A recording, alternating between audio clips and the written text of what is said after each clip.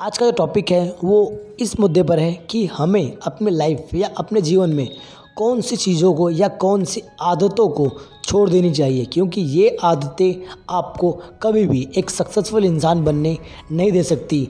आपको अंदर से कोई भी नया कॉन्फिडेंस नहीं आ सकता, आप किसी भी व्यक्ति को अच्छे तरीके से बात नहीं कर सकते। तो आपको इन 5 चीज़ों को अभी और इसी वक्त छोड़ देनी चाहिए। मेरी पहली बात, परफेक्शन मतलब कि आप किसी भी कार्य में परफेक्ट नहीं हो सकते, इसीलिए आप किसी भी काम को परफेक्ट करने की कोशिश न करें। बस उसमें ये ताकत डालें कि आप इस कार्य को कर सकते हो और दूसरों से बेहतर कर सकते हो, बस इतना याद रखें।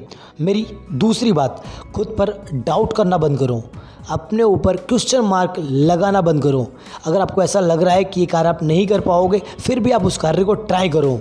किसी भी कार्य को करने से पहले डरो मत, उस कार्य को करो और अपने आप को डाउटफुल दूरी रखो या डाउटफुल बनने की कोशिश मत करो। आप सिर्फ अपने अंदर पावरफुल तरीके से अपने कार्य को दूसरों के प्रति रखो। मेरी तीसरी बात कि चिंता करना बंद कर दो।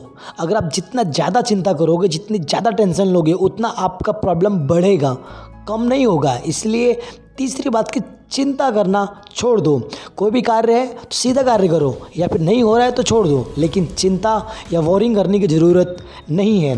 मेरी चौथी बात कि हमेशा गलती से डरो मत, फियर ऑफ मिस्टेक से डरो मत। ये आपको कुछ नहीं करने वाली है, क्योंकि गलतियाँ उसी से होती है जो कुछ अच्छा करने की कोशिश करता है या कुछ नया करने की कोशिश करता है। गलतियाँ उन्हीं से ही होती हैं। दूसरों का क्या है, वो तो हमेशा गलतियाँ खोजने ही बैठे होते हैं। इसलिए गलती से कभी डरो मत, ये आपके अंदर नई खूबियों को डालने ही आए होते हैं। और मेरी आखिरी और 5वीं बात आपको याद रखना है कि ओवर थिंकिंग बंद करो।